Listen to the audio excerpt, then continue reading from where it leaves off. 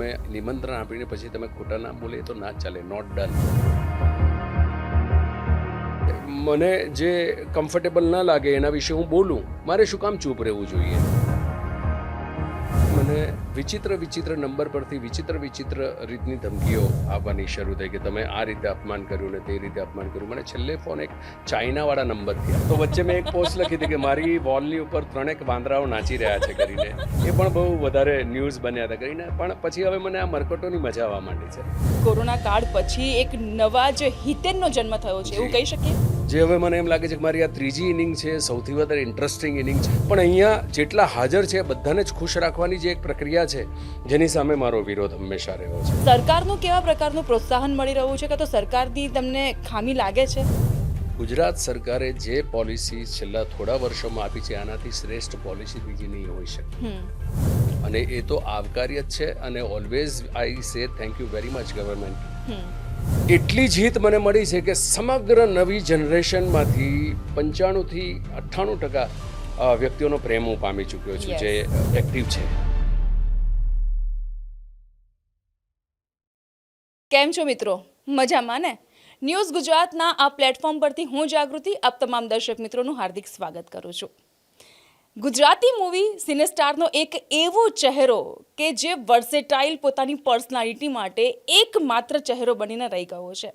એણે પોતાની જાતને કોઈ એક લયમાં નથી ઢાળી. એણે કંઈક ના કંઈક અખતરા કરીને પોતાનો કંઈકનો કંઈક નવો અંદાજ તમારા સુધી પીરસ્યો છે. વિલનથી શરૂઆત કરી અને વર્ષના વિલન સુધી અને સૌ કોઈને જકડી રાખ્યા છે અને પોતાની ફેન ફોલોવિંગ પણ તગડી મજબૂત બનાવી રાખી છે. એ વ્યક્તિનું હવે નામ આપવાની જરૂર નથી, ઝાઝા પરિચયની એ વ્યક્તિની જરૂર નથી, કારણ કે વિલન શબ્દ પણ આવી ગયો અને વશ પણ આવી ગયું. અને ગુજરાતી મૂવી વશે જે વાહવાઈ મેળવી છે અને એમાં જે કેરેક્ટર વિલનનું હતું એ પડછંદ અવાજ અને એ ગ્રેટ પર્સનાલિટીને આજે આપણે મળવા જઈ રહ્યા છે. અને તે છે હિતેન કુમાર. હિતેનભાઈ, સૌથી પહેલાં આપનું સ્વાગત છે ન્યૂઝ ગુજરાતમાં. Thank you so much. ખૂબ કેમ ખૂબ છો? આભાર. મજામાં, સુખમાં. તમારા આ શબ્દો છે ને એ તમારા ફેન્સની સાથોસાથ અમારા જેવા મીડિયા હાઉસને પણ એક અલગ જ પ્રકારની ઉર્જા આપી દે છે. એટલે આપનો ખૂબ ખૂબ આભાર. વેલકમ. અને કહેવાય ને કે ડર અંધકારનો નથી, પરંતુ પોતાનું માણસ ગુમાયાનો ડર સૌથી વધારે હોય છે. આવા તો અનેકો ડાયલોગ્સ છે તમારા કે જે તમારી એક આગવી ઓળખ ઊભી કરે છે. મહેતાથી હિતેન કુમાર સુધીની સફરની વાતો તમે અનેક વખત કરી છે. એ થોડાક વચ્ચેના સ્ટ્રગલની વાત કરીશું, પરંતુ તે પહેલાં વિલનથી શરૂ કરેલી વશના વિલન સુધીની મારે વાત કરવી છે. આ ઉતાર ચઢાવ, રોમેન્ટિક અંદાજ છે, ગામડાનો અંદાજ છે, અને પછી એક આમ સોફિસ્ટિકેટેડ વ્યક્તિ બનીને પછી કોઈને પોતાના વશમાં કરવાનો એક અંદાજ છે, અને એ પણ આમ રૂંવાળા ઊભો કરી દે એવું કેરેક્ટર. મને એ સફર જાણવી છે. 30 વર્ષ વીતી ગયા જે કરવા માટે ગુજરાતી સિનેમામાં ગયો હતો. અને મારી શરૂઆત થઈ હતી 1996માં વિલન તરીકે જ. ઊંચી મેડીના ઊંચા મોલ. એની પહેલાં થિયેટરમાં મેં બહુ ગ્રે કલરના રોલ કર્યા, ગ્રે શેડના રોલ્સ કર્યા. એ વખતે મારી 22, 23, 24, 25ની ઉંમરમાં હું ત્યારે 60ના રોલ્સ કરતો અહીંયાના માંધાતાઓ સાથે, જે મારા થિયેટરના માસ્ટર્સ છે. ક્યારે સપના વિચાર્યું નહોતું મેં જાગૃતિ કે હું હીરો બનીશ કરીને. કારણ કે ઘણા બધા કોમ્પ્લેક્સીસ લઈને ચાલતો હતો કે નહીં, હીરો તો કેટલા રૂપાળા હોય. અને એમાં પણ સૌથી પહેલા તો તમને તમારા લુક્સનું કોમ્પ્લેક્સ હતો. યસ. પણ તમારા એજ ચબી ચિક્સ, તમને ના ખબર હોય તો કહી દઉં, તમારા એજ ચબી ચિક્સ તમારા ફેન ફોલોઈંગને ખૂબ જ પસંદ આવે છે. યા પણ મારી જાતમાં એ ભરોસો નહોતો મને. ઓકે. કારણ કે મારી સાથે એ જમાનામાં મારી સાથે અમે લોકો સાથે સંઘર્ષ કરતા ત્યારે ધર્મેશ વ્યાસ, એના જેવા રૂપાળા છોકરાઓ જ્યારે ગુજરાતી રંગભૂમિ પર આવતા હોય તે વખતે મારા જેવો ખૂબ જ સામાન્ય દેખાવનો માણસ હીરો બનવાનું સ્વપ્ન કેવી રીતે જોઈ શકે? So I was very much clear કે નહીં, મારે પરેશ રાવલ, નાના પાટેકર પ્રકારની એક કેડી મારી પોતાની સેપરેટ કરવી છે. અને પહેલી ફિલ્મ મળી તો મને થયું કે ઓહ, આપણને મળી ગયું. હિન્દીમાં ઘણા બધા પ્રયત્નો, ઘણી બધી વસ્તુઓની નજીક પહોંચ્યા પછી અચાનક જ એ બધું કેન્સલ થાય. અને પછી અચાનક ગુજરાતીમાં 1996માં શરૂઆત કરી. ત્યારે તો મને એમ હતું કે મારે વિલન તરીકે અહીંયા એવો ઇતિહાસ લખવો છે. પણ નસીબ મારું જુદું હતું, મારી ડેસ્ટિની જુદી હતી કે પ્રથમ ફિલ્મમાં સ્ટેટ એવોર્ડ, અને એ પહેલી ફિલ્મ હતી જેણે 1 કરોડનો આંકડો જે તે સમયમાં. એ સમયમાં 1996માં. અને આજે એને કન્વર્ટ કરીએ આજની પ્રાઇસ વેલ્યુ પ્રમાણે તો મસ્ટ બી અરાઉન્ડ 10-15 કરોડની આસપાસ હશે આજે, એનાથી વધારે હશે. પણ એ પહેલી ફિલ્મ હતી જેણે 1 કરોડનો આંકડો ક્રોસ કર્યો હતો. ને જે માણસ અહીંયા બ્રિલિયન્ટ એક્ટર અને એની સાથે સાથે જીન્સ બહુ અનફોર્ચ્યુનેટ છે, અનલકી છે, જે માણસના નાટકના શો 100 ક્યારે ક્રોસ થાય જ નહીં, 98માં શો એ નાટક બંધ થઈ જાય એ પ્રકારનું એક મારી સાથે લાગેલું એક વાયકા હતી. અને એ જ માણસ સડનલી ત્યાં જઈને સૌથી નસીબદાર કહેવાયો કે આ બહુ લકી છે યાર. અને ત્યાર પછી મારી કિસ્મતમાં ઈશ્વરે લખી, ગોવિંદભાઈ પટેલે લખી, દેશરે આવી. જે પણ મેં કમને કરેલી એના વિશેની પણ ઘણી બધી વાતો લોકોને ખબર છે. અને ખોળામાં આવી ગયેલો ઈશ્વરનો પ્રસાદ, ઈશ્વર કારણ અને કે ગોવિંદભાઈએ આપેલી મારી એ સફળતા, દેશરેની સફળતા મેં ક્યારે મારા નામ સાથે મેં નથી જોડી. એ ઈશ્વરે આપેલું એક એવો આશીર્વાદ હતો, કે એક ગિફ્ટ હતી, કે જ્યાંથી મારો માર્ગ બદલાયો. અને એ સફળતા પછી ક્યારે પાછા વળવાનો મોકો 30 વર્ષ સુધી મળ્યો જ નહીં. વચ્ચે પ્રયત્ન કર્યા મેં જન્મદાતા અને આ પ્રકારની ફિલ્મો કરીને, જુદા જુદા જોનર કરવાના પ્રયત્ન કર્યા, હીરોના મોલ્ડમાં રહીને પણ એ સપનું મારું પૂરું થયું આ 2020 પછી, કોવિડ પછીના દોરમાં, કે જે પ્રકારના પાત્રો મારે કરવા હતા, જેના કારણે સ્ક્રીનનો મને આટલો બધો ખેંચાણ રહ્યું છે, અમેઝિંગ, એ પણ મારી ભાષાની ફિલ્મમાં.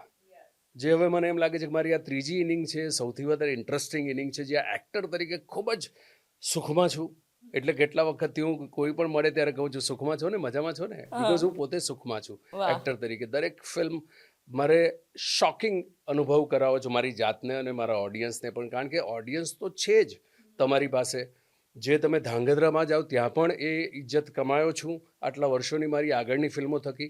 અને આજે જેન્ઝીની સાથે પણ જે રીતનું એક સંવાદ સ્થપાયો છે આ છેલ્લા 6 વર્ષમાં, મારી જેટલી પણ ફિલ્મ આવી હશે, દરેક ફિલ્મ એકબીજાથી જુદી કરવાની પ્રયત્ન કરી છે. This is a interesting journey. જે કરવું હતું એના માટે હવે ઈશ્વરે એ ચોક્કસ સમય આપ્યો છે, કે હવે કોઈ એજમાં નથી બંધાવાનું. હવે કાલે ઉઠીને મને ગમે, હવે નેક્સ્ટ ફિલ્મ કરવા જે જઈ રહ્યો છે, માઇથોલોજીના એક કેરેક્ટર સાથે કરવા જઈ રહ્યો છું, જે જેન્ઝીને માઇથોલોજીના આપણા કેરેક્ટરની સાથેની ઓળખ કરાવવાની વાત છે.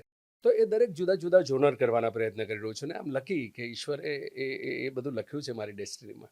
તો 30 વર્ષની તમારી આ સફર, તમે કીધું કે હવે કોરોના કાળ પછી એક નવા જ હિતેનનો જન્મ થયો છે, એવું કહી શકીએ? જી જી જી, ચોક્કસપણે. આ ત્રીજી ઇનિંગ તો મારા પોતાના માટે સરપ્રાઈઝ છે, કારણ કે હું ઈચ્છું છું જાગૃતિ, કે 2 મહિના પહેલાં મેં વિચાર કર્યો કે હવે મારે માઇથોલોજી તરફ કશુંક કરવું છે, અને કોઈક રીતે કોઈક મેકર તરફથી એ પ્રકારના સબ્જેક્ટ આવે. વર્ષ આવી ત્યારે પણ મારે યાર એવો વિલન કરવો છે. એની પહેલાં 2015થી હું લોકોને કહેતો હતો કે મારે હવે યંગ નથી કરવું.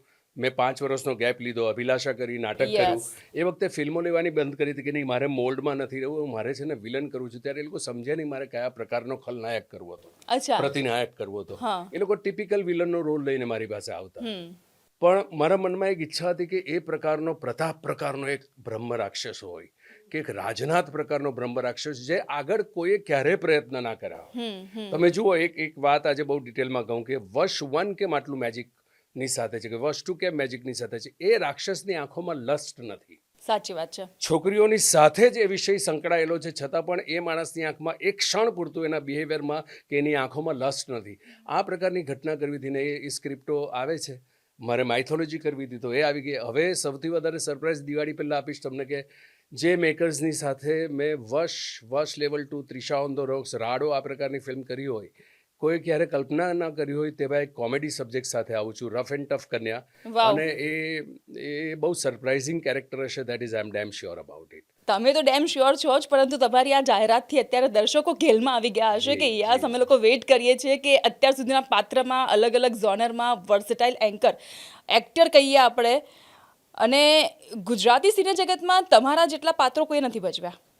હું કહું છું ત્યારે મારી પાસે તો એના પુરાવાઓ છે કે ઇન્ડિયામાં મેઇન સ્ટ્રીમ સિનેમામાં રહીને કોઈ પણ નાયકે જેટલા વેરિએશન મેં કર્યા છે એટલા વેરિએશન આજ સુધી સ્ક્રીનના પડદા પર નથી થયા. હું દાખલો આપું કે વેરિએશન કોને કહી શકાય, કે સપોઝ તમારી પાસે એક લિમિટેશન છે કે રામલા તરીકે હું પોપ્યુલર થયો તો મારો દેશરેનો રામલો જુદો હશે, મારો મૈયરનો રામલો જુદો હશે, મારો પાલવડાનો દેવલો જુદો હશે. સાચી વાત. એ મારો પ્રોસેસ ત્યારથી શરૂ થયો હતો. ને એકંદરે તમે ગણો તો હમણાં સુધીમાં 70થી વધારે પાત્રો મેઇન સ્ટ્રીમમાં સેન્ટર કેરેક્ટર પરફોર્મ કરતી વખતે એ સભાનપણે કરી શકો છો, એનો આનંદ છે. ને હજુ મને એમ છે કે હજુ કીટીમાં 25-30 પાત્રો એવા છે આવનારા 10 વર્ષમાં કે જે કરી શકીશ તો કદાચ એ સેન્ચુરી સુધી પહોંચી શકાય. અમેઝિંગ. અમે લોકો એક ક્ષણની રાહ જોઈને બેઠા છીએ કે જેમાં અમને અલગ અલગ કિરદારમાં હિતેન કુમાર જોવા મળે. હવે તમે ફ્લેશબેકમાં યાદ અપાવી જ છે. તો મને ખબર છે હું નાની હતી એ વખતે દેશ જોતા હતા પરદેશ જોયા, અને અમે લોકો ગામડે ગયા હતા વેકેશન કરવા માટે કે સમહાઉ કંઈક હતું, અમે લોકો ગામડે હતા. અમારા ગામડેથી ટ્રેક્ટર ભરી ભરીને, કારણ કે સિંગલ સ્ક્રીનનો જમાનો, અત્યારે મલ્ટીપ્લેક્સમાં આપણે રાજ કર્યા છે પણ એ વખતે સિંગલ સ્ક્રીનનો જમાનો, 20 રૂપિયા 25 રૂપિયા 50 રૂપિયાની ટિકિટ હોય અને 7 રૂપિયા 11 રૂપિયા 12 રૂપિયા અને છેલ્લામાં છેલ્લી 2007 દરમિયાન 40 રૂપિયાની આસપાસ હા. ટિકિટ પહોંચી હતી. હા 2007-2008. એક્ઝેક્ટલી. તો એ ગામડાનો માહોલ મને અત્યારે યાદ આવી ગયો છે હિતેનભાઈ, કે આખા ટ્રેક્ટર જાય અને પછી લિટરલી જે રીતે રડે લોકો, આમ પેલા કેવાય ને ભાવુક, અને પોતાની સાથે જ થતું હોય, પોતાની જ ઘરની વાર્તા હોય, અને એક કનેક્શન રાખવું અમેઝિંગ. હતું. એ બધા મેકર્સની બહુ કમાલની શક્તિ હતી કે આમ જનતાની સાથે એમની લાગણી કઈ રીતે જોડાવી, જે ભણેલા ગણેલો મેકર નહોતો સમજી શક્યો. હું જ્યારે કહું છું લોકો ગેરસમજણ કરે છે કે 1999 પછી મેં ખૂબ જ ભણેલા ગણેલા ટેલિવિઝનના વ્યક્તિઓ સાથે મેં સિનેમાની જર્ની શરૂ કરી જોખમ લઈને. આજે તમે એક એક્ટરને સાઇન કરવા જાઓ તો આ ડિરેક્ટરે શું કર્યું છે એ બધા જ 2-3 મહિનાની સંઘર્ષ પછી નવા ડિરેક્ટર સાથે એક્ટર કામ કરતો હોય. તે વખતે હું એ વિશ્વાસની સાથે કામ કરતો કે નહીં, આ પ્રકારનું એક જનરેશન આવવું જોઈએ આપણે ત્યાં વાહ. મેકર્સનું.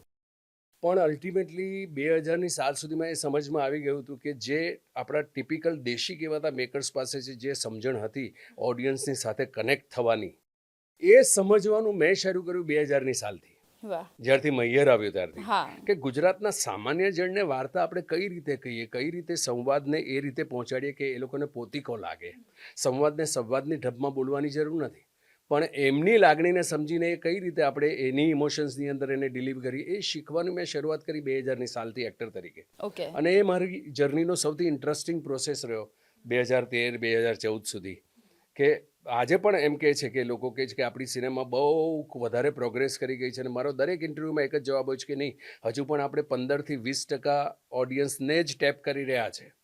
આપણે 85% એ ઓડિયન્સને ભૂલી રહ્યા છે, જે ઓડિયન્સને સતત ફિલ્મો જોવી છે આપણી ગુજરાતી ભાષાની, એમને આપણે હજુ સુધી ટચ જ નથી કરી શકતા. હમણાં સ્પેશિયલી આ નવા જનરેશનમાં હા. લાલો એક્સેપ્શનલ છે, કારણ કે લાલાની પહેલાં મેં 4-5 મહિના પહેલાં મારી મૈયરને 25 વર્ષ પછી મેં ફરી પાછી રિલીઝ કરી અને 6 અઠવાડિયા દરમિયાન એને જાદુ ઊભો કર્યો હતો હા. કે એ સ્મોલ ટાઉનનો માણસ અને ગામડાનો માણસ મલ્ટીપ્લેક્સ આવતો થયો, યસ. એ આઈસ બ્રેક થયો. એ જ ફરી પાછું હવે હું જુલાઈ-ઓગસ્ટમાં કરવા જઈ રહ્યું છું. મારી પાલવડે બાંધી પ્રીત, એ ક્લાસિકને હું ફરી પાછો રિલીઝ કરી રહ્યું છું 21મા વર્ષે. વાવ. તો એ ઓડિયન્સ પણ સચવાશે તમારું, એ ઓડિયન્સ પણ મલ્ટીપ્લેક્સમાં આવતું થશે, અને એની સાથે સાથે જેન્ઝીને પણ એ આખા ઉત્સાહનો એક પરિચય થશે.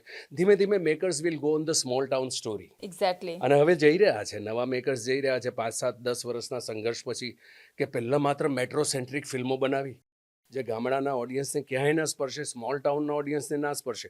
હવે ધીરે ધીરે એ બધા મેકર્સ હવે સ્મોલ ટાઉન્સની કથાઓ લઈને આજની ટેકનોલોજી, એમની બુદ્ધિ ક્ષમતાની સાથે એ લોકો કરી રહ્યા છે. I feel we are on the safest way.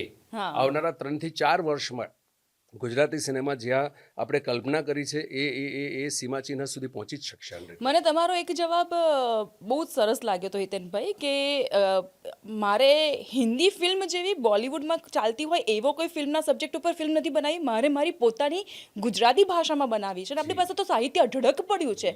તમે કોઈ પણ સાહિત્યમાંથી તમે કથા ઉપાડો છો તો એ કથા તમે સરસ રીતે સંવાદ રૂપે રજૂ કરો છો તો એ ઉપડવાની જ છે મૂવી. જી જી, કારણ કે મારું ત્યાં ગુજરાત આવવાનું કારણ જુદું હતું. જાગૃતિ, હા. એ 96, 95, 94 દરમિયાન ટેલિવિઝન જ્યારે એન્ટર થયું ત્યારે એકતા કપૂરનું શરૂઆતના પ્રોડક્શન હાઉસની જર્નીથી શરૂ કરેલું, માનો યા ન માનો, હમ 5 ને આ બધાથી. પછી જ્યારે મને મોકો મળ્યો ત્યારે નક્કી કર્યું કે નહીં, મારે ફોકસ કરવું છે આપણી ભાષાની સિનેમા પર.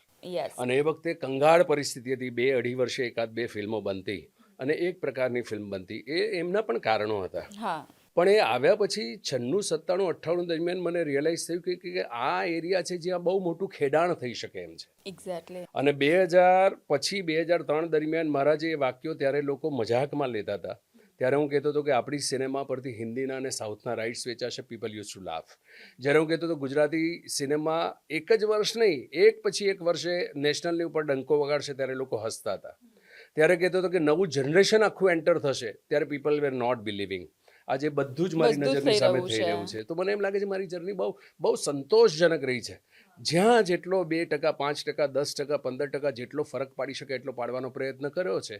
અને એ જે રીતે આપણે આગળ વધી રહ્યા છે, મને I am very satisfied as a person now. વર્ષનું કેરેક્ટર નિભાવવું, વર્ષ 1 આખું અલગ, વર્ષ 2 આખું અલગ, ડ્રાસ્ટિકલી એ બંને મૂવીના પ્રતાપનું કિરદાર ટોટલી ડિફરન્ટલી 360 ડિગ્રી આખું ટર્ન થઈ ગયેલું. પરંતુ એ મૂવી બધાએ જોયું છે. રૂમાળા ઊભા કરી દે છે તમારું પાત્ર. તમને એ પાત્રમાંથી ઓરિજિનલ લાઈફમાં એટલે રીલમાંથી રિયલ લાઈફમાં આવતા કેટલો સમય લાગ્યો હતો કે હા હું હવે પ્રતાપ નથી, હું હિતેન છું? મારો પ્રોસેસ તમને કહું, ઘણા બધા વિવાદો છે. અમુક લોકો કહે છે કે સ્વિચ ઓન સ્વિચ ઓફ હોય. સ્વિચ ઓન સ્વિચ ઓફ તમારું સેટ પર હોય, પણ જ્યારે શૂટિંગ પતાવીને તમે જાઓ તો બેક ઓફ ધ માઇન્ડ તમે 30 દિવસ, 40 દિવસ, 50 દિવસ જે પાત્ર તમે ભજવતા હોય છે, બેક ઓફ ધ માઇન્ડ તમારું જીવતું જ હોય છે. યસ. જે દિવસે છેલ્લો શોટ કે છેલ્લું ડબિંગ તમારું પતે ત્યાં સુધી એ પાત્ર તમારી અંદર જીવંત હોય છે, હા. જે મારો અનુભવ રહ્યો છે. ડબિંગ પત્યાના લગભગ 2 થી 3 દિવસ સુધી મારે સખત પ્રયત્ન કરવા પડ્યા હતા કે મારે પ્રતાપની દુનિયામાંથી મારી પોતાની દુનિયામાં એન્ટર થવું છે. એ મારા માટેનો ડિફોલ્ટ, દરેક એક્ટરનો જુદો જુદો અનુભવ રહે, પણ મને 3 થી 4 દિવસ લાગ્યા હતા. ડબિંગનો છેલ્લો શબ્દ પતાવ્યા પછી મને 2 થી 3 દિવસ નોર્માલિટી પર આવતા હતા, કારણ કે ત્યાં સુધીમાં તમે દિવસના 12 થી 15 કલાક એ શૂટ કરતા હો, પછી તમે પાછા હોટેલ પર આવો, બીજે દિવસે સવારના વહેલા નીકળવાનું છે, તો તમે એ પાત્રની સાથે જ સૂતા હો છો, જે મારો અનુભવ રહ્યો છે. અને એ જે દિવસે મેં છેલ્લો શોટ એનો ડબ કર્યો, એમાંથી બહાર નીકળ્યો ત્યારે મેં કહ્યું કે નાવ ધીસ ઇઝ ધ પ્રોસેસ, જ્યાં મારે હવે પ્રતાપને ભૂલવો પડશે. અને એ મારો મેજિક ભાઈ એ છે કે જે ક્ષણે હું છેલ્લી લાઈન બોલું છું ત્યાર પછી હું ડિટેચ થઈ જાઉં છું એ ફિલ્મ સાથે, હા. કે મેં મારું શ્રેષ્ઠ કર્મ કરી લીધું છે, હવે જોઈએ ઓડિયન્સને કેવું લાગે છે, અને ત્યાર પછી એ ફિલ્મનું ડેસ્ટિની શું છે. So it tax 2 to 3 days આ પ્રકારના ડિફિકલ્ટ રોલ્સ હોય. હા, નોર્મલ રોલ્સ હોય કે હમણાં મેં એક બીજી ચાલો આવો છો ને આ નામની એક ફિલ્મ કરી છે, તો એ બહુ રેગ્યુલર પાત્રોમાંની ઘટના, પણ એની અંદર ચમત્કૃતિ એ કિરદારોની હતી, તો એમાંથી એટલો વાંધો ના આવે. પણ તમે ક્યારેય કોઈ જોઈ જ ના હોય, કોઈ રેફરન્સ વગર તમે આ પ્રકારનું પાત્ર કરતા હો ત્યારે it tax little time to go out of it. બરાબર. યા. વર્ષને શૈતાન રૂપે બોલિવૂડમાં જ્યારે રિલીઝ કરવામાં આવી, જાનકી બોડીવાલા તેની અંદર છે જ, એટલે દીકરી સેમ હતી, બાકીના બધા પાત્ર ચેન્જ થઈ ગયા. અગેન તમે કીધું હતું કે બોલિવૂડ આપણા રાઇટ્સ લેશે અને બોલિવૂડ આપણી સ્ટોરી ઉપાડશે, ત્યારે કેવી ફિલિંગ્સ થઈ હતી? એક તરફ ખૂબ જ આનંદ થયો. મારી પાસે હજુ પણ વિડીયો છે. સમાચાર જ્યારે મને મળ્યા ને ત્યારે I was in a tears કે મારી ટીમ, મારી ફિલ્મ જાનકીને મળ્યું, અને આપણી ફિલ્મે આ જોનર, જે જોનર આપણા ઇન્ડિયામાં ટ્રાય જ નથી કરવામાં આવી, આ જર્મન જોનર છે, ગ્રાઉન્ડ હાઉસ સિનેમા, અને એ આપણે ત્યાં બને છે ને આપણી ભાષામાં બને છે, અને એ નેશનલ એવોર્ડ જાય છે. શૈતાન નામની ફિલ્મ એની પરથી બને છે. ખૂબ આનંદિત હતો. એક નાનકડો રંજ રહ્યો કે આઈ વોઝ ડ્રીમિંગ. અને ત્યાર પછી એ સપનું કોઈ પર્ટિક્યુલર ફિલ્મ માટે જોવાનું મેં બંધ કર્યું કે આઈ વોઝ ડ્રીમિંગ, કારણ કે એ પહેલી વખત જ્યારે મુંબઈ ટ્રાયલ થઈ ત્યારે ખૂબ જ જાણીતા વિવેચક કોમલ નાહટાનો મને મેસેજ આવ્યો કે this performance is not %% less than any national award performance. So I was dreaming કે એ ટ્રોફી કદાચ આ પાત્ર દ્વારા મારા સુધી પહોંચશે. પણ મને આનંદ એ છે કે મારી જ ફિલ્મમાં આર્યાના પાત્રને મળ્યું, એનાથી વધારે આનંદની ઘટના નથી કે ચલો મને નહીં, મારી કિસ્મતમાં હજુ ઈશ્વરે વેઇટિંગ રાખ્યું હશે, આના કરતાં કંઈક જુદું પરફોર્મન્સ લાવવાનું લખ્યું હશે. So all over 99% I was very happy. 1%નો મને રંજ રહ્યો કે I miss that national award for this performance. આશા રાખીએ કે તમારી આ ઈચ્છા બહુ જલ્દી પૂર્ણ થાય, કારણ કે તમે જે સ્વપ્ન જોયા એ સ્વપ્ન પૂરા થવાની શરૂઆત થઈ ચૂકી છે. તમે જે ડિસ્ક્રિપ્શન મગજમાં બેસાડ્યું, કલ્પના કરી અને વિશ કદાચિત તમે કરી છે, એ હિડનલી ભગવાન પાસે પહોંચી ગઈ. તમારી પાસે એટલા બધા પાત્ર આવતા ગયા અને તમે એ કામ કરતા ગયા છો. ભગવાન આવું કોમ્પ્લેક્સ પાત્ર દર વર્ષે મને આપતા રહે, જેથી ક્યાંક ને ક્યાંક એ મોકો મળે કે જે ભૂખ છે, હા, નેશનલ ની એવોર્ડની. ટ્રોફી મારા શોકેસની અંદર, કારણ કે એ એક જ એવોર્ડ છે કે જે મને હવે સંપૂર્ણપણે આનંદ આપી શકે એમ છે, અને આઈ એમ ડ્રીમિંગ ફોર દેટ. દરેક ફિલ્મની સાથે મહેનત એ જ લેવલની કરું છું. દરેક ફિલ્મની એક ડેસ્ટિની અલગ હોય છે, પણ આઈ વિશ કે એ આવશે, એ જશે નહીં, ક્યાંક ને ક્યાંક તો આવશે. એ સપનું પણ ઈશ્વર પૂરું કરશે. અવોર્ડ્સથી એક બીજો સવાલ ઊભો થયો છે કે બોલિવૂડમાં મિસ્ટર પરફેક્શનિસ્ટ એટલે આમિર ખાન અને ગુજરાતી સિને જગત ઢોલિવૂડ માટે એ જ કિરદાર, એ જ નામ આપવું હોય તો મને તમારું નામ આપવાની એટલા માટે ઈચ્છા થાય છે કે ન તો બોલિવૂડના કોઈ પણ અવોર્ડ ફંક્શન્સમાં આપણે આમિર ખાનને જોઈએ છીએ, ન તો ગુજરાતી એવોર્ડ ફંક્શનમાં હિતેન કુમારને. હા, એના કારણો છે. જ્યારે જ્યારે આ એવોર્ડ શરૂ થયા, મારા શરૂઆતના દોરની અંદર દરેક એવોર્ડની સાથે બહુ હૃદયથી જોડાયો હતો. પણ 2-5 વર્ષના અનુભવ પછી મેં જોયું કે એવોર્ડ ફંક્શન્સ નથી રહેતા, સ્નેહ સંમેલનો રહે છે. આવું મને લાગ્યું અને ઇન્ડિવિજ્યુઅલી વિચાર કરવાનો મારી પાસે અધિકાર છે, એ હક છે. કારણ કે જે અનુભવ્યું છે, જે જોયું છે, જે સમજ્યું છે, એ જ હું કહી રહ્યો છું. ઘણા લોકોને એ વાત પચે છે, ઘણા લોકોને નથી પચતી. કોઈ ચોક્કસ એક એવોર્ડનું નામ નથી દેતો હું, પણ ઇન જનરલ જેટલા પણ એવોર્ડ્સ થઈ રહ્યા છે એ એવોર્ડ્સની અંદર ઘણી બધી વખત મોટા ભાગે મેં એ વસ્તુ જોઈ છે કે જે લાયક છે એને શ્રેષ્ઠતમ. કારણ કે એવોર્ડ એટલે શું? તમે જે બેસ્ટ કર્યું છે વર્ષના અંતે તમને એ નવાજવામાં આવે, એક્ઝેક્ટલી. જે શ્રેષ્ઠ છે એનું. એમાં કોમ્પિટિશન્સ રહેવાની, કોઈ વખત તમે જીતો, કોઈ વખત તમે હારો, પણ એનો પણ એક આનંદ હોય. પણ અહીંયા જેટલા હાજર છે એ બધાને જ ખુશ રાખવાની જે એક પ્રક્રિયા છે, જેની સામે મારો વિરોધ હંમેશા રહ્યો છે. અને અમુક લોકો સમજી શક્યા છે, અમુક લોકો નથી સમજી શક્યા. પણ મેં જવાનું બંધ એટલા માટે કર્યું કે મને જે કમ્ફર્ટેબલ ન લાગે એના વિશે હું બોલું. મારે શું કામ ચૂપ રહેવું જોઈએ આ બધી બાબતોમાં? જે મેં છેલ્લા 2-1 વર્ષથી નક્કી કર્યું છે કે જે ખોટું થતું દેખાઈ રહ્યું છે એની અંદર કહીશ. એ એવોર્ડ ફંક્શનમાં ન જવાથી મારી કરિયર કાંઈ અટકી નથી જવાની, કે એવોર્ડ મળી જવાથી તમારી કરિયર કંઈક 5 ફલાંગ ઊંચી નથી ચાલવાની. ઘણા એવોર્ડ્સ તો એવા છે કે સેલિબ્રિટીની હાજરીને કારણે પોતાનું બ્રેન્ડિંગ કરી રહ્યા છે. ઓકે. હા, એમનો શરૂઆતનો ઇન્ટેન્શન બહુ સારો અને તે વખતે એક્સાઇટમેન્ટ હતી કે ચલો વર્ષને અંતે ક્યાંક આ પ્રકારનું ફંક્શન થાય જ્યાં એક સાથે બધા નોંધ મળે લેવાય અને છે. એની અંદરથી બેસ્ટ હોય એ આનંદ એકબીજાની સાથે શેર કરીએ. પણ પછી ધીમે ધીમે એ માત્ર ઇવેન્ટનું સ્વરૂપ લઈ લે છે. કાચી તૈયારીઓ સાથે કે ફેવરેટિઝમની સાથે કે જે અવેલેબલ છે એ, જે નક્કી કરેલા કેટેગરી કરતાં હાજર છે એટલે બીજી કેટેગરીઓ એનાઉન્સ કરવામાં આવે અને અંતે એવોર્ડ લીધા પછી જે તમને 2 મિનિટ જે તમારે પ્રેક્ષકોને સંબોધવાના, એ સંબોધન માટેનો સમય પણ જો ના આપી શકતા હો, કે એક એનાઉન્સમેન્ટ થાય ને તરત જ એ વ્યક્તિ આવે ત્યાં સુધીમાં તો બીજા 2 નામ એનાઉન્સ થઈ ગયા હોય, તો આ શાની હોડ છે? આ બધાના માટે એક આખો દિવસ શાના માટે આપણે વેડફવો જોઈએ? સો આઈ સ્ટોપ્ડ. છેલ્લા થોડા વર્ષોથી મેં બંધ કર્યું છે કે નહીં, મને એ એક્સાઇટમેન્ટ જ નથી મળતું.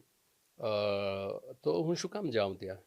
મારા ન જવાથી નથી એમને ફરક પડવાનો, નથી મારી જિંદગીમાં કંઈ ફરક પડવાનો. So I try to avoid that. Hitenbhai, cine જગત, ગુજરાતી સિને જગતની આપણે વાત કરીએ, ડ્રાસ્ટિકલી એમાં બદલાવ આવ્યો તો છે. આપણે એ ફેરફાર સમજી શકીએ છીએ ને અનુભવી શકીએ છીએ, મહેસૂસ થાય છે બદલાવ. પરંતુ હજુ બદલાવ લાવવાની જરૂરિયાત છે અને બદલાવ લાવવાની જરૂરિયાતમાં તમે એક અલગ જ પ્રકારની ફાઇટ લઈને ચાલ્યા છો. ઘરેથી પેલું કહેવાય ને, ભેખ ધારણ કરીને તમે નીકળી તો પડ્યા છો કે ભાઈ આ સિને જગત સાથે હું જોડાયેલો છું, મારી માતૃભાષા અને મારા ગુજરાતી સિને જગતમાં જો આટલા બદલાવ થઈ શકતા હોય તો કેમ ન લડવું જોઈએ? હા, મારી ચિંતા એક સિનિયર મોસ્ટ પર્સન તરીકે, જે ઇન્ડસ્ટ્રી જેનું સપનું છે, ગુજરાતી સિનેમા જેનો દરિયો છે, એ તરીકે મારી હંમેશા ભરી હોય કે કયો પ્રોજેક્ટ કરી રહ્યા છે, એ પ્રોજેક્ટની અંદર જોખમ કેટલા છે. જોખમ છે તો આપણે એને કેટલું સંકુચિત બજેટની અંદર કરી શકીએ જેથી નિર્માતાને ઓછો નુકસાન થાય. એના માટે જેટલા પગલાં લઈ શકાય એટલા કરું છું. પણ અમુક ટાઈમે એવા પ્રેક્ટિસ થતા જોયા છે કે જેમને સિનેમાનું સનું નોલેજ નથી અને એ બિચારાઓ રિલીઝ સુધી કંઈક જુદી જ આશાઓની સાથે એ લોકો પ્રીમિયર એટેન્ડ કરતા હોય કે આજે મારી ફિલ્મનું પ્રીમિયર છે.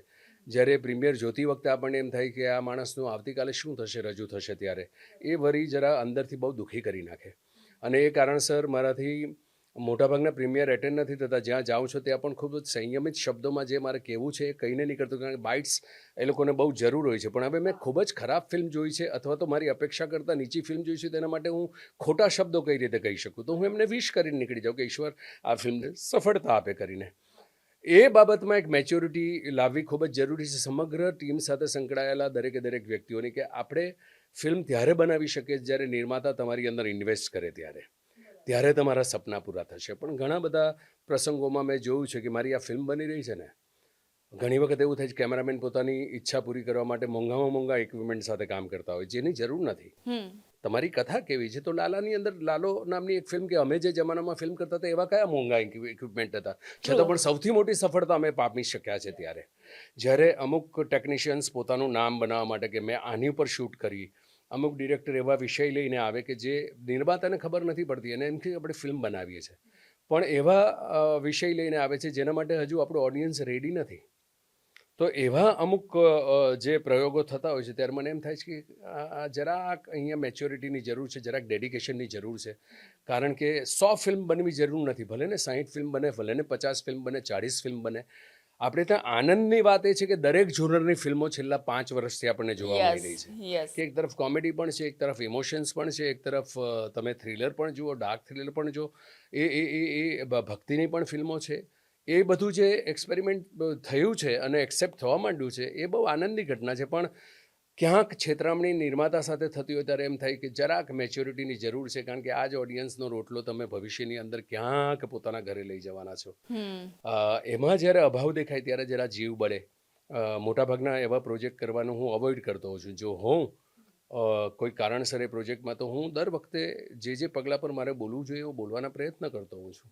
આટલું હું કરી શકું, એનાથી વધારે આ લોકશાહીના દેશમાં હું કોઈને અટકાવી નહીં શકું. કોઈ નિયમ તમે એવા નહીં બનાવી શકો બરાબર છે કે તમે આ ફિલ્મ બનાવી શકો ને તમે આવું ના બનાવી શકો કરીને. પણ એટલું તો જોઈએ કે જે કામ કરી રહ્યા છે એને ઓનેસ્ટીની સાથે કરીએ, આપણે સાચા ગાઈડન્સની સાથે કરીએ તો ડેફિનેટલી કમાશું કેટલું ખબર નથી, પણ ઓછું નુકસાન થશે એટલા પ્રયત્નો તો આપણે કરવા જ જોઈએ પ્રોડ્યુસર્સ માટે, ટેકનિશિયન તરીકે, એક્ટર તરીકે, કે કોઈ પણ વિભાગના એક જણ તરીકે. આટલી મેચ્યોરિટીની જરૂર છે. મારે દર્શક મિત્રો સાથે એક વાત એ પણ શેર કરવી છે કે આપણે જ્યારે ઓફ ધ કેમેરા વાત કરતા હતા ત્યારે જનરલી એવું થતું હોય છે કે બોલિવૂડ સ્ટાર્સને કાં તો સિંગર્સને આપણે જોઈએ છીએ છેલ્લા કેટલાક વખતથી આતંકી ગતિવિધિઓના કારણે લોકોને થ્રેટન કોલ્સ ને મેલ્સ ને બધું આવતું હોય છે, પણ તમને પણ ધમકી મળવી અને એ પણ સત્યતાનો સાથ આપવા બદલ ધમકી મળવી. બહુ ઇન્ટરેસ્ટિંગ તમને કહું, ધમકી જે મને 4 ફોન કોલ આવ્યા હમણાં છેલ્લે એક ફંક્શનમાં, મને તમે જોયો હશે, જ્યાં નિમંત્રણ આપનાર એન્કર બેન નામ બોલવામાં એક પછી એકવાર એમણે ભૂલ કરી. તો મેં બહુ પ્રેમથી ઉપર જઈને કહ્યું કે નામ કમાવામાં આખી જિંદગી નીકળી જતી હોય છે. તમે નિમંત્રણ આપીને પછી તમે ખોટા નામ બોલે તો ના ચાલે, નોટ ડન. અને ખૂબ વાલથી એ મેચ્યોરિટી સમજાવો કે આ પ્રકારનું આટલા બધા મહાનુભાવોને તમે ઇન્વાઇટ કરો છો, સિનિયર મોસ્ટ માણસોને ઇન્વાઇટ કરો છો, અને પછી તમારી એક સાંજ પહેલાં પણ કોઈ તૈયારી નથી કે કલાક પહેલાં તમે એન્કરને બોલાવો અને કાગળિયું પકડાવી દો અને તમે ઇન્વાઇટ કરવાનું શરૂ કરો, પછી એક ભૂલો તમે રિપીટ કરો. એમાં વાંક માત્ર એન્કરનો નથી, આયોજકોનો છે. યુ વિલ નોટ બિલીવ જાગૃતિ, એના અઠવાડિયા પછી મને વિચિત્ર નંબર પરથી વિચિત્ર રીતની ધમકીઓ આવવાની શરૂ થઈ કે તમે આ રીતે અપમાન કર્યું ને તે રીતે અપમાન કર્યું. મને છેલ્લે ફોન એક ચાઇનાવાળા નંબરથી આવ્યો. ઓહ, હમણાં હું 4 દિવસ પહેલાંનું, still it is stored into, જે ક્યાંક કનેક્શનમાં હશે ને તમે મારી બેનનું અપમાન કર્યું છે, ફલાણું છે, ઢીમકું છે, તમને આમ કરી નાખ્યું, તેમ કરી નાખ્યું. બહુ પ્રેમથી સમજાવ્યા પછી મેં એને બ્લોક કર્યા કરીને. ધમકીઓ તો આવે અમુક, જ્યારે તમે સાચી વાત કરો ત્યારે અમુક વર્ગ એવો હોય કે જેને તમે નહીં તમે ખુશ રાખી શકો. પણ I don't feel fear about it. શું થશે, મને બોલાવવાનું બંધ કરવામાં આવશે ને, એ તમારું નુકસાન છે, મારું નથી નુકસાન. હું તો મારા કર્મની ગતિ પર ચાલ્યા, જે શ્રેષ્ઠ કામ કરવું છે કરીશ ને. મારી સાથે મારું ઓડિયન્સ છે કે જે લોકોને મારા દરેક પ્રયોગમાં, તમે વિચાર કરો, એક તરફ રામલાને આજ સુધી તમને હજારોના ટોળા બતાવું, જે આજ સુધી 7 વર્ષનું, 8 વર્ષનું, 5 વર્ષનું બચ્ચું પણ પ્રેમ કરે છે, અને ભાભા ભાભીઓ પણ પ્રેમ કરે છે, દાદા દાદીઓ પણ પ્રેમ કરે છે. કોઈ ભૂલ્યું જ નથી. હા, અને એ જ વખતે જેને પ્રતાપને કે ત્રિશા ઓન ધ રોક્સના ડેડીને જો લોકો પ્રેમ કરતા હોય તો ઓડિયન્સ છે જ મારી સાથે. તો મારે તમારા 2, 5, 10, 15 જણોથી શું ડરવાની જરૂર છે? તો ધમકીઓ તો આવે. તો આ મામલો ઘરે પહોંચ્યો ત્યારે કેવો માહોલ હતો? હમણાં છેલ્લો ફોન આવ્યો ત્યારે ઘરે હતો, અને ઘરે મારી એમની સાથે વાત થઈ ત્યારે જ્યારે એમને ચિંતા થાય, મેં કીધું ચિંતા કરવાની કંઈ જરૂર નથી, કોઈ અહીંયાથી મારું કશું નહીં લઈ જવાના. આપણી પાસે ઇઝી છે, આપણે બ્લોક કરી શકીએ છીએ. તો એવું વિચાર ના આવ્યો કે એટલીસ્ટ 3-4 કોલ્સ થઈ ગયા છે અને છેલ્લો જે કોલ આવ્યો એ તો આવા કોઈક ચાઇનીઝ કોન્ટેક્ટ એવી રીતે આવ્યો છે, તો FIR, police complain or whatever? મને એમ લાગે એ પણ મારા પબ્લિસિટીના ગતકડા લાગે. બહુ સાચી વાત કહું. અચ્છા, ઓકે. એને એટલું બધું મહત્વ આપણે શું કામ આપીએ? ઓકે. તમારી મારા કોઈ પણ પોસ્ટની અંદર 100 સરસ મજાની કમેન્ટ હશે તો 5% વ્યક્તિઓ એવા હશે જેને એ નહીં ગમ્યું હોય તો વિચિત્ર કમેન્ટ કરે જ. એ ન આવે તો સમજવાનું કે તમે યાર કંઈક એટલા બધા આશીર્વાદની સાથે છો કે દરેક માણસ તમને પ્રેમ કરે. તો જ્યાં સુધી એ 5%ની સંખ્યા છે ત્યાં સુધી મને ચિંતા નથી. એટલે પોઝિટિવનું પેલું કહેવાય ને, વેટેજ વધવું ના જોઈએ, થોડી નેગેટિવિટી પણ જોઈએ. હા, થોડી 5%ની ઘટનાઓ હશે તો એ તો મારી દરેક પોસ્ટની અંદર 2 થી 3 અડવિતરા વ્યક્તિઓ હશે કે જે લોકો બહુ વિચિત્ર રીતે કરતા હશે. અને એને વધારે મારો પહેલાં સ્વભાવ હતો કે દરેકને હું બહુ વિનયથી જવાબ આપતો, હા પણ હવે મેં જવાબ આપવાનું પણ ટાળ્યું છે કે આઈ એમ હેપી, ઓકે ચાલો સમવન ઇઝ નોટિસિંગ અબાઉટ ઇટ. ક્યાંક સમય લઈને એમણે 5 મિનિટ વિચારીને લખ્યું છે ને, ઓકે ફાઇન. આ પણ સોશિયલ મીડિયા છે, મફતનું બટન છે, દબાવવાની તમારી પાસે પણ સ્વતંત્રતા છે. You are welcome. Social media આજના જમાના માટે ખૂબ જ આવશ્યક બની ગયું છે, પરંતુ ક્યારેક એ ફળદાયી પણ હોય છે, ક્યારેક એક અભિશાપ રૂપી પણ બની જાય છે. તમે શું કહો છો? જી, સોશિયલ મીડિયા બહુ મફતનું એક માધ્યમ એવું છે કે વચ્ચે એક નાનકડો વિવાદ થયો હતો કે ગવર્મેન્ટમાં અમુક કલાકારોને સન્માનવા માટે એક નાનકડો વિવાદ હોળી થયો હતો. વખતે હા, તો એમાં મેં એ વર્ગની સામે નથી બોલ્યો. વિક્રમ તો મારી સાથે આવેલો જણ છે, હું જ લઈ આવ્યો હતો એને શરૂઆતની ફિલ્મમાં, અને આજે પણ અમારી વચ્ચેનો મોહબ્બતનો સંબંધ એટલો જ છે. પણ એ મારા વાક્યનું અર્થઘટન જુદી રીતે કરીને એ સમાજના અમુક લોકોએ મને એ મહિનો દોઢ મહિનો બહુ હેરાન કરવાના પ્રયત્ન કર્યા, ફોન કોલ્સ કરીને. અને મજાની વાત એ છે, જાગૃતિ, બધાની સાથે વાત કરવાની મને બહુ મજા પડી. અને એ 5 મિનિટની વાત તમે એન્જોય પછી કર્યું? 5 મિનિટની વાત પછી they fall in love with me. આય હાય. અને તે કે નહીં, આ અમારી ભૂલ હતી, અમે આમ સમજ્યા. મેં કીધું તમે અધકચરું સમજીને ના કરો ને તમે. તો એ સોશિયલ મીડિયાની ઘટનામાં ગામડા જણનો માણસ અંતરિયાળમાંથી પણ તમને ગમે ત્યાં અપ્રોચેબલ તમે થઈ શકો છો. એ છે, જેટલો આશીર્વાદ છે એટલો એની સાથે એક શ્રાપ પણ છે કે પરદેશમાં બેઠેલા એક જણ જેને સિનેમા સાથે કશું લાગતું ઓળખતું નથી, એ પણ તમારી રજૂ થયેલી ફિલ્મ અથવા કોઈ પણ ભાષાની કોઈ પણ ફિલ્મ રજૂ થઈ હોય એના માટે પોતાનો એક સ્વતંત્ર અભિગમ લખી શકે છે. અને એ ચાલતી ગાડીમાં બેસનારા બીજા 15 મરકટો હોય છે. તો વચ્ચે મેં એક પોસ્ટ લખી હતી કે મારી વોલની ઉપર 3 વાંદરાઓ નાચી રહ્યા છે કરીને. એ પણ બહુ વધારે ન્યૂઝ બન્યા હતા કરીને. પણ પછી હવે મને આ મરકટોની મજા આવવા માંડી છે. એટલે તમે બી આમ લઈ જ લો છો, બરાબર? હા, મજા લઉં. બીજો મારી પાસે ઓપ્શન નથી. હા. હું બધાને એક સાથે સમજાવી શકું એમ નથી. પણ પછી અમુક જગ્યાએ અવોઇડ કરવું એ બહુ જરૂરી છે. સ્વતંત્ર લોકશાહીનો દેશ છે, દરેકને પોતાનો. હા, જ્યાં સુધી લોકો આમાન્ય ના ઓળગે. હા, અને આજ સુધી કોઈએ મને એ પ્રકારના શબ્દોમાં નથી લખ્યું કે બરાબર. જ્યાં મને ક્યાંક અંદર વાગી જાય ને પછી મારી અંદર એક એક્શન ગુસ્સો, લેવું પડે. હા, એક મારામાં એક વિદ્રોહ ઊભો થાય. હજુ સુધી એવું નથી થયું. બરાબર. સો I M enjoying the process. વાહ. હા, ઘરે ચિંતા થાય, મારી વાઈફને ચિંતા થાય, સોનબાના કે પેલા લોકોએ આવું લખ્યું. મેં કીધું હા, તો બાકીના 95 જો ને, 95 કેટલો સુંદર લખ્યું છે. બાકીના 5ની ઉપર જ આપણે કેમ ફોકસ રાખીએ? બરાબર હું છે. ભગવાન તો નથી યાર. Some people will be not pleased, so I am happy with that. મને બ્રાન્ડની કોઈ જરૂર નથી, કારણ કે હું ગ્રાઉન્ડેડ છું. એટલે હું જમીન ઉપરનો માણસ છું, એટલે મને કોઈ બ્રાન્ડની જરૂર નથી. કોઈ મારા નસીબમાંથી લઈ નથી જવાનું, અને મને કોઈની પડી પણ નથી. હિતેનભાઈ, તમારા મને સુંદર, પ્રેક્ષકોની પડી છે, મને મારા મેકર્સની પડી છે. હા, જાગૃતિ. એ સૌથી પહેલું. હા, વિરોધ તો જે દિવસે આવ્યો ત્યારે પણ હતો કે એક માણસ વિધાઉટ સરનેમ, પહેલો એક્ટર હોઈશ કે જેણે કુમાર રાખ્યું છે, કારણ કે મારે કાસ્ટિઝમ નહોતું. યસ. ગુજરાતમાં તમે માનો કે ના માનો, કાસ્ટિઝમની છે ઘટનાઓ જ. પુષ્કળ છે. છે જ. આપણે સ્વીકારતા નથી. પણ મીડિયા સત્ય પર્સન હકીકત તરીકે હું છે. પોતે સ્વીકારું સત્ય છું. હકીકત છે આ. યસ. હું દરેક વર્ગને પોતાનો લાગે તેવું એક પાત્રની સાથે મેં શરૂઆત કરી હતી જર્ની, રાઈટ? કોઈ કેમ્પેઝમ નહીં, કોઈ જગ્યાએ ખોટી પાર્ટીઓમાં વાહવાહી કરતા તમે નહીં સાંભળો. તમે કોઈ ગ્રુપિઝમ નહીં, ચૂપચાપ મારું કર્મ કર્યા કરું છું. ને એ વખતે પણ ઘણા બધા વિરોધ કે આવો એક માણસ કેવી રીતે ટકશે, આ માણસને નૃત્ય નથી આવડતું. પણ એ જ પછી પેટર્ન મારી સૌથી વધારે પોપ્યુલર થઈ કે જે ખૂબ જ હૃદયથી પરફોર્મ કરવામાં આવેલી હતી. હું આજે પણ કહું છું કે હું ઇન્ડસ્ટ્રીનો સૌથી વર્સ્ટ ડાન્સર છું, પણ મારા ગીત જોતી વખતે તમારું હૃદય ના ભીંજાય, તમને મનમાં આનંદ ના જાગે ને, તો મને જણાવો કે યસ થું. ક્લાસીસ તો ફક્ત નામના જ હતા. સો એ વિરોધ તો ત્યારે પણ હતો, આજે પણ છે, આજના સમયમાં પણ છે અમુક જગ્યાએ. પણ આજે એટલી જીત મને મળી છે કે સમગ્ર નવી જનરેશનમાંથી 95થી 98% વ્યક્તિઓનો પ્રેમ હું પામી ચૂક્યો છું, જે એક્ટિવ છે. સો હવેની કોમ્બિનેશનની મજા શું છે? એમનું નવું નોલેજ ટેકનોલોજીનું એમને. અને સૌથી વધારે સરસ વાત એ છે કે બધા ભણેલા ગણેલા છે, સિનેમા ભણીને આવ્યા છે. એ ટેકનિશિયન હો, એક્ટર્સ હો, રાઇટર્સ હો, તમારો EP હો, દરેકે દરેક ડિરેક્ટર હો, જેની પાસે વર્લ્ડ સિનેમાનું નોલેજ છે. અને મારી પાસે મારો અનુભવ છે કે આ સીનમાં આ શોર્ટ ઓડિયન્સને કનેક્ટ કેવી રીતે કરી શકાય. તો એ કોમ્બિનેશન જ્યારથી સુંદર થવા માંડ્યું, જ્યારે જે વ્યક્તિઓ કામ કરે છે એના પછીનો છેલ્લા દિવસનો અનુભવ છે કે sir, it was a amazing journey. So I am going through that. હવે ખાલી પેલા 4 મરકટો જે છે એ મરકટોની ચિંતા નહીં કરો, એનો આનંદ લેતા મને મારા મિત્રોએ શીખ્યું છે કે આની મજા લેતો થતું વાહ. કરીને, અને મેં મજા લેવાની શરૂ કરી છે. જીવનમાં આવા મિત્રો હોવા પણ જોઈએ. આપણે પોલિટિશિયન લેંગ્વેજમાં હવે એક થોડો ક્રિપ્ટિક સવાલ તમને પૂછું કે પોલિટિકલી લેંગ્વેજમાં એવું કહેવાય છે કે ભાઈ સિસ્ટમમાં ચેન્જ કરવો હોય ને તો આપણે સિસ્ટમમાં ઘૂસવું પડે તો સિસ્ટમને આપણે સમજીને ચેન્જ કરી શકીએ. તમે તો ઓલરેડી સિસ્ટમમાં જ છો જ, સિસ્ટમ કેવી ચાલે છે તમને ખબર જ છે ને છતાં તમે સિસ્ટમને ચેન્જ કરવા માટે તમે સામે આવ્યા છો.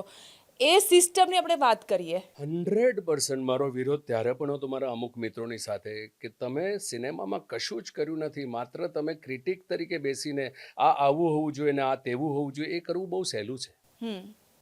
You be a part of the entire journey. જ્યાં કોઈક તમારા ભરોસાની ઉપર લાખો કરોડો રૂપિયા લગાડે છે, 70 માણસો 30 થી 40 દિવસ રાત એક કરીને એક વાર્તા કહેવાના પ્રયત્ન કરે છે. એ પ્રોસેસનો જ્યારે જાણ નથી ત્યારે ખામીઓ શોધી તો બહુ સહેલી છે. ક્રિકેટમાં તમે જાઓ, એક બોલરની તમે ખામીઓ કાઢશો, તમે આવીને ખાલી એક દિવસ એની સાથે નેટ પ્રેક્ટિસ તો કરો, ત્યારે ખબર પડશે શરીર કેટલું ખેંચી લે છે પોતાની અંદરથી બધું, right? It is very easy. આજે પણ કહું છું કે મારા અમુક 2 થી 4 એવા મિત્રો છે જેમને એમ છે કે એ લોકો સર્વશ્રેષ્ઠ મેકર છે, જિંદગીમાં બહુ ઓછું કરી શક્યા છે. કોઈ પણ ફિલ્મ જોવા માટે એમને લઈને જાઓ તો એ પોઝિટિવની જગ્યાએ નેગેટિવ જ વાત કરશે એમના વિશેની, કે આ ફિલ્મ તો આવી હતી યાર, આવી રીતે બનાવીએ કે.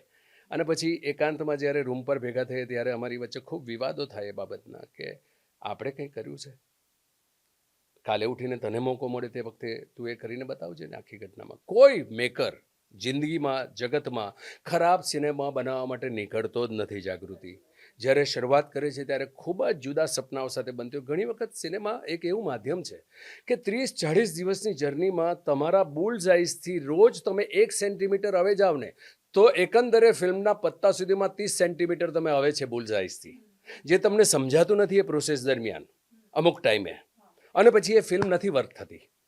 પણ ક્યારે લાખો કરોડોના ધુમાડા કરીને કોઈ ખરાબ ફિલ્મ બનાવવા માટે નીકળશે? એ પછી કોઈ દેશી પ્રકારની બનતી ફિલ્મ હશે એ પણ નહીં. અને આજના કહેવાતા મોડર્ન યુગની અંદર ભણેલા ગણેલા વર્ગો પણ એ ક્યારેય ગેરંટી આપી શકતા નથી, માત્ર આપણી ભાષામાં નહીં. દરેક સિનેમાની અંદર 100 ફિલ્મમાંથી 5 થી 7 ફિલ્મ હોય છે જે ઓડિયન્સના હૃદય સુધી પહોંચે છે. આપણે સફળ ફિલ્મોને જાણીએ છીએ, આપણે નિષ્ફળ ફિલ્મોને નથી જાણતા બીજી ભાષાની. આપણે સાઉથ કરીએ છીએ તો સાઉથમાં પણ 100 ઉપરાંતની ફિલ્મો બને છે, એની અંદરથી સફળ ફિલ્મ તમારી પાસે 8 થી 10 આવતી હશે. બાકીની 90 ફિલ્મ કઈ કક્ષાની છે તો તમને પોતે જોશો ત્યારે ખબર પડશે આ યાર બહુ વાહિયાત હતી. એટલે ઉત્તમતાની જ અપેક્ષા રાખવી આપણા જે બની બેઠેલા ક્રિટિકો બહુ ઇઝી છે. હજુ તો શો જોઈને બહાર નીકળે છે ને છોતરા ફાડી નાખવું. હું તમને કહું છું કે તમને નથી ગમી તો અઠવાડિયા માટે મૌન રહો ને, વખાણ ના કરો. તમે ઓડિયન્સ એને જવાબ આપી દેશે. તમે જાણી જોઈને તમારો ઓપિનિયન અને તમારી બ્રેન્ડિંગ બનાવવા માટે શો જોઈને તરત જ તમે જે છોતરા ફાડવાની શરૂઆત કર્યું છે તમારો પોઈન્ટ ઓફ વ્યૂ છે. જરૂર નથી 160 કરોડ માણસોના પોઈન્ટ ઓફ વ્યૂ એક જ હોય. બરાબર. આ દેશના સરકારમાં પણ જુઓ કે અમુક પક્ષને માનતા હશે, અમુક બીજા સિદ્ધાંતોમાં માનતા હશે, અમુક પોલિસીમાં માનતા હશે, નહીં માનતા હશે. દરેકને સ્વતંત્ર છે. પણ આપણે ત્યાં બની બેઠેલા જે કહેવાતા ક્રિટિક્સ છે જેમણે સિનેમામાં પોતે તો કશું કર્યું નથી જિંદગીમાં, પ્રેક્ષક તરીકે તમને કહું તો હમણાંના જે 10 થી 12 ક્રિટિક્સ છે એમાંથી 3 જ ક્રિટિક્સને એવાને જાણું છું જે પોતાના ખર્ચે ફિલ્મ જોવા જાય છે અને પછી ઓપિનિયન આપે છે. ઓકે. બાકીના ઇન્વાઇટ કર્યા પછી અથવા તો 2-4 મહિને જોયા પછી ક્યાંક OTT પર આવી ગયા પછી પોતાના ઓપિનિયન આપે છે. અથવા મારું તમને કહ્યું નથી ગમીને આ અપીલ નથી કરતી, તમે ફિલ્મ જોવા ના જાઓ. કોઈ તમને ગન પોઈન્ટ પર મૂક્યા છે? નહીં ને. તમને નથી ગમી મૌન ધારણ કરો ને અઠવાડિયું, ઓડિયન્સને નક્કી કરવા દો ને ફિલ્મને ચલાવી છે કે નથી ચલાવી. 2 અઠવાડિયા પછી તમે તમારો ઓપિનિયન આપો કે મેં આ ફિલ્મ જોઈ હતી અને મને નહોતી જ લાગી અને એ જ કારણસર ફિલ્મ ન ચાલી, તો તમને 2 અઠવાડિયા પછી લખવામાં તમે કયા નાના બની જવાના છો? આની પર મારો અમુક ટાઈમે અમુક વિવેચન કરતા મિત્રોની સાથે આર્ગ્યુમેન્ટ્સ અને ચર્ચાઓ થતી હોય છે જે આ સોશિયલ મીડિયાની વાતથી નીકળી. સોશિયલ મીડિયા બહુ સાધન એવું મળી ગયું છે કે દરેકની પાસે એક યંત્ર છે, દરેકની પાસે પોતાની એક આઈડીની સાથે લખવાની એક સ્વતંત્રતા છે. એમાં સૌથી વધારે દૂષણ જો હમણાં કોઈક કરી રહ્યું હોય તો એ અમુક કહેવાતા અમુક પર્સન્ટેજ ઓફ ક્રિટિક્સ છે કે પહેલા દિવસનું કલેક્શન કેટલું આવ્યું, આજે તો આટલું જ ખાલી આવ્યું. તમને ખબર છે નેશનલ પર અને સાઉથમાં પણ ફિલઅપ કરવામાં આવે છે થિયેટર, આજની દોરની એ માંગ છે. આજે હવે પહેલાં જેવું નથી ને, પહેલા દિવસે લાગે એટલે ફિલ્મ તરત જ હિટ થઈ ગઈ. નહીં, તમારે 2 અઠવાડિયા મલ્ટીપ્લેક્સની સિસ્ટમની અંદર તમારી ફિલ્મને ટકાવી રાખવાની રાખવી પડે. છે. એના માટે કોઈ વખત તમારે ઓડિયન્સ ભરવું પણ પડે. There is nothing wrong. એ શાહરૂખ ખાનને પણ જરૂર પડે છે, એ મોટામાં મોટા સ્ટારને પણ જરૂર પડે છે. પણ આપણે તો નક્કી કર્યું છે ને ગુજરાતી સિનેમાને નીચે પાડવી, બસ. કારણ કે મારા 150 કમેન્ટ લખનારા જે મિત્રો છે, ચાલુ ગાડીએ બેસનારા, એ લોકોના માટેનું એક મારે આજની રાતનું એન્ટરટેનમેન્ટનું સાધન આપી દેવું છે. ઓહ. આઈ એમ નોટ અગેન્સ્ટ વિવેચન, હમ. પણ જાણકારી સાથેનું વિવેચન કરો ને તમે. સાચી વાત છે. જરાક આ મેચ્યોરિટી સાથેનું કરો ને, હમ. કે તમે આ જ ઓપિનિયન એક અઠવાડિયું જરાક પોતાની જાતને રોકો અને ત્યાર પછી તમે બોલો ને કે હા, મને ખબર જ હતી કે આ વાહિયાત ફિલ્મ હતી એટલે જ નહોતી ચાલવા, ન ચાલી. હમ. તમારે તરત ને તરત શું કામ લોકોનો મત બદલવાનો પ્રયત્ન કરવો છે? યસ. આમાં મારો એક દર વખતે છેલ્લા 4 વર્ષથી જ્યારે આ પ્રથા મેં જોઈ છે, ઘણી ફિલ્મો એવી છે જે મને પોતાને ઇન્વાઇટ કરવામાં આવે છે કે હું પોતે મારી વાઈફની સાથે હમણાં ગયા અઠવાડિયે 2 ફિલ્મો જોઈ મેં. મને ન ગમી તો મેં મૌન રહેવાનો પ્રયત્ન. પછી એ અંગત ટીમનો મને ફોન આવે ત્યારે ખૂબ જ સમય લઈને એમની સાથે બહુ શાંતિથી ડિટેલમાં ચર્ચા કરું. Why should I be on the public? Yes. Why should? એ જે એક ખોટો ઉપયોગ જે થઈ રહ્યો છે સોશિયલ મીડિયાનો, ઘણા ક્રિટિક્સોને આ તકલીફ થશે, પણ બધા મિત્રો જ છે. પણ એક વખત વિચાર કરો કે તમે મેકર તરીકે બનો. થયો હતો ને મુંબઈમાં એક બહુ જાણીતા વિવેચક હતા, વર્ષો સુધી એમણે છોતરા ફાડી નાખ્યા સારામાં સારા મેકરની ફિલ્મોના.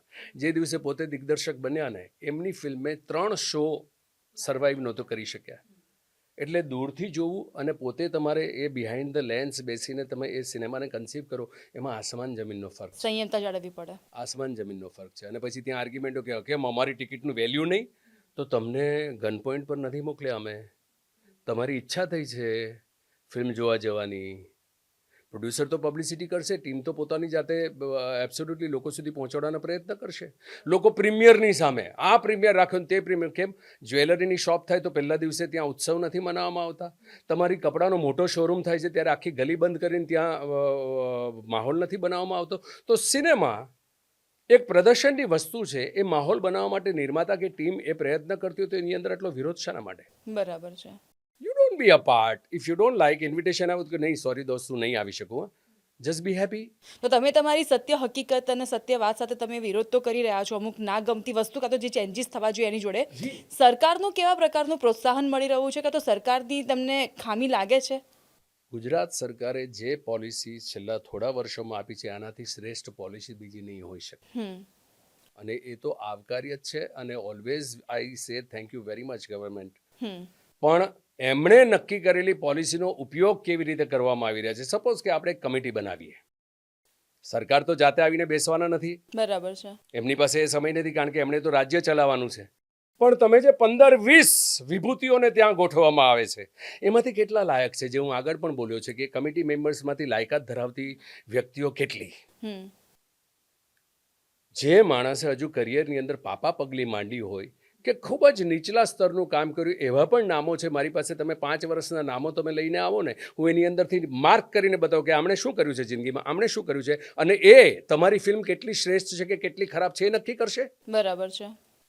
તો એ જ્યુરી મેમ્બર્સની સામે મારે તકલીફ છે, સરકારનો વાંક નથી. સરકારે તો ઓપન દિલે જે ચર્ચા કરી છે એ હંમેશા એમણે આપ્યું જ છે.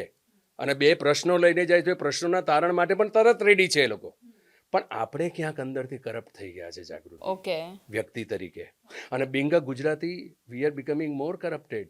જ્યારે તમે પોતાની ફિલ્મ લઈને જાઓ છો ત્યારે તમારા ખભાઓ ત્યાં તમે શોધો છો કે તું મને સાચવી લે, હું તને સાચવી લઉં. આ જે પ્રથા છે, નહીં તો હું તને દાખલો આપું કે જે માણસે સચિવાલયના પગથિયા ચઢ્યા વગર શરૂઆતના 10 વર્ષમાં 7 સ્ટેટ એવોર્ડ જેણે વિન કર્યા હોય, એ માણસની કરિયરમાં છેલ્લા 12 વર્ષથી એક પણ સ્ટેટ એવોર્ડનું નોમિનેશન સુદ્ધા નથી. અને હું તમને ફિલ્મો ગણાવું કે મારા કયા લેવલના પરફોર્મન્સ મેં આપ્યા છે. તમે નાન ખટાઈનો તમે કેરેક્ટર જોઈ લો, કે મારા મેટ્રોમોનીનો જોઈ લો, મારો રાડોનો જોઈ લો, તમે મારો ત્રિષા ઓન ધ રોક્સનો જોઈ લો, મારો વશનો જોઈ લો. વશની બાબતથી પણ યાદ આવે કે પોલિસી એક જ એક્સપેક્ટેશન છે ગવર્મેન્ટ તરફથી કે એ સર્ટિફિકેટ મળેલી ફિલ્મને શું કામ આપણે સ્ટેટ એવોર્ડમાંથી નાબૂદ રાખવી જોઈએ? તમે સબસિડીમાંથી નાબૂદ રાખો, એને આર્થિક રીતે કોઈ ફાયદો ના થવા દો. મને એનો વાંધો નથી, પણ તમારી ભાષામાં બનેલી સુંદર મજાની ફિલ્મ, ભલે તમારા સેન્સરશિપના સર્ટિફિકેટમાં એ સર્ટિફિકેશન સતાવ્યું પણ શ્રેષ્ઠ તો છે જ, Yes. તો જ નેશનલ એવોર્ડ મળે, હમ તો જ વર્ષ નેશનલ એવોર્ડ પામી શકે આ જોનરમાં બન્યા પછી. એમાં મારા જેવી કે મારા ટીમ મેમ્બર કે મારા ટેકનિશિયનોએ સરકારના એ સ્ટેટ એવોર્ડમાંથી શું કામ પોતાની જાતને દૂર રાખવી પડે? સાચી વાત છે. આ એક નાનકડી અપેક્ષા છે, અને એ પણ જે દિવસે સારી રીતે સરકારને સમજાવવામાં આવશે તો મને નથી લાગતું સરકાર ના પાડે. મારો વિરોધ એ કમિટીની સામે છે, જે કમિટી તમારી શ્રેષ્ઠતા નક્કી કરે છે. એ સાદામાં સાદા એવોર્ડ ફંક્શનનો પણ કમિટી હોય કે સરકાર દ્વારા ઊભી કરેલી સિસ્ટમની અંદર બેઠેલા 70% ખોટા માણસો છે એ લોકોની સામેનો છે. 12 વર્ષથી સ્ટેટ એવોર્ડના નોમિનેશનમાં મને બાકાત રાખવામાં આવી રહ્યો છે after proving myself one of the finest actor of Gujarati. Hmm right? Yes. શું થશે? આવનારા 20 વર્ષ સુધી નહીં આવે ને કંઈ વાંધો નહીં, પણ ક્યાંક ને ક્યાંક ફરક પડશે. 70% 50% માણસો બનશે, બીજા વર્ષે વિરોધ કરીશ તો 30% એવા માણસો રહેશે. એકંદરે નવી જનરેશનના બીજા એક હિતેન કુમારને આ તકલીફ નહીં થાય સાચી કે વાત. જેની પાછળ નામ નથી, સરનેમ નથી, કોઈ લોબી વગર આવ્યા છે, એમને તકલીફ નહીં થાય. So I started talking about whatever fact is fact.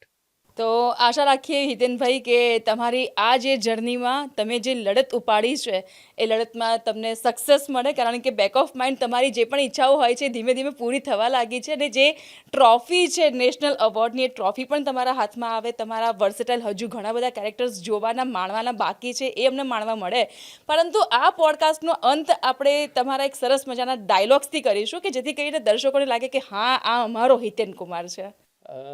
Dialogues મને ખરેખર મેં તને હમણાં થોડી વાર પહેલાં કહ્યું કે જે ક્ષણે હું મારું ડબિંગ બતાવતો છું મારી જાતને ડિટેચ કેરેક્ટરમાંથી બહાર, એટલે જ હા. મારા માટેના મિમિક્રી કરનારા વ્યક્તિઓ પણ તને બહુ ઓછા તો જડશે. ચલો આપણે વાંધો નહીં, ડાયલોગ્સ નહીં તો પછી આપણે કંઈક 2 કડી ગીત થઈ જાય.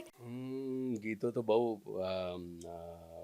બેસુરો ગાયક છું, પણ દર્શકોને dialogues ની એ પણ વાત કરું પસંદ તો કે આવશે. એક જ જર્નીમાં મારા દ્વારા એક સંવાદ લખાયેલો હતો. ઘણી વખત એવું થતું હોય સ્ક્રિપ્ટની ઉપર લાસ્ટ મોમેન્ટે થોડા ઘણા ચેન્જ ઓવર થતા હોય છે. ત્યારે ડ્રાઈવર દિલવાળો મારી એક ફિલ્મ હતી જેમાં એ સમયે એ પરિસ્થિતિના કારણે લખાયેલો સંવાદો હતો કે આપણે અસહાયતા અને નિષ્ફળતાની વાત કે ડરની વાત એ નબળાઓને જ શોભે. મરદ તો એને કહેવાય જાય આભને ચાદર બનાવી ઓઢે અને પથ્થરને લાત મારીને પાણી કાઢે. વાહ. Because I believe that. જ્યારે લોકો બિલીવ નહોતા કરતા કે ગુજરાતી સિનેમા ઊભી થઈ શકે, ત્યારે પણ આ જ મારું જનૂન હતું. આજે આપણે તબક્કે પહોંચી ગયા છે તો આવનારા 10 વર્ષનો પ્લાન મારી પાસે રેડી છે કે મારે ગુજરાતી સિનેમાને ક્યાં જોવી છે. વાહ. અને દર્શકોનો, પ્રેક્ષકોનો આભાર માનું છું કે તમે એ જર્નીને તમારી દુઆઓ થકી સફળ બનાવી છે. મારા પછીના જનરેશનની ઉપર પણ એમની ઓનેસ્ટીને તમે આટલો જ પ્રેમ આપજો. આપણી ભાષાની સિનેમા બીજી બધી ભાષાની સમકક્ષ આપણે તો પહોંચી જ રહ્યા છે, પણ 2030 સુધીમાં I want to reach more upper side કે નહીં. Yes. દરેક માણસ નોટિસ કરે કે ગુજરાતીમાં ઇસ ફ્રાઈડે કો કોણ સી આ રહી है, જે હવે થવા માંડ્યું છે. યસ. દરેક ફ્રાઈડે મુંબઈના એ વાતાવરણમાં તમે ચેક કરો કે હિન્દીવાળો તમને નોટિસ કરે છે, સાઉથવાળો નોટિસ કરે છે. હા. પણ જેવી રીતે મલયાલમની એક ગરિમા છે, એવી ગરિમા સાથે મારે આપણી ગુજરાતી સિનેમાને જોવી છે. એ કોઈ પણ મેકરની હોય, કોઈ પણ કલાકારની હોય, આપણી ગુજરાતીની. યસ. અને અમે પણ એ દર્શક થઈને એ જ આશા રાખીએ છીએ કે આપણું ગુજરાતી સિને જગત હજુ આગળ આકાશને આંબે એટલી પ્રગતિઓ મેળવે, અને જે લડાઈ તમે લડી રહ્યા છો એ લડાઈમાં ભગવાન તમને સાથ આપે. દર્શકોનો સાથ તો તમને મળી જ રહ્યો છે. હિતેનભાઈ ખૂબ જ બિઝી શેડ્યુલ, પણ એમાં ન્યૂઝ ગુજરાત માટે સમય કાઢ્યો. આપનો ખૂબ ખૂબ આભાર. Thank you very much. તમે એક પ્લેટફોર્મ આપી રહ્યો છો જ્યાં હૃદય ખોલીને વાત કરવાનો એક શક્યતા રહે. પોડકાસ્ટ એટલે જ ગમે છે કે જ્યાં લિમિટેડ એક બંધનમાં રહીને વાત નથી થતી. અને thank you very much from my side also. અને ગોડ બ્લેસ. ખૂબ ખૂબ સરસ રીતે આ પ્રોગ્રામ તમારો સફળ થાય. Thank you so much. See by.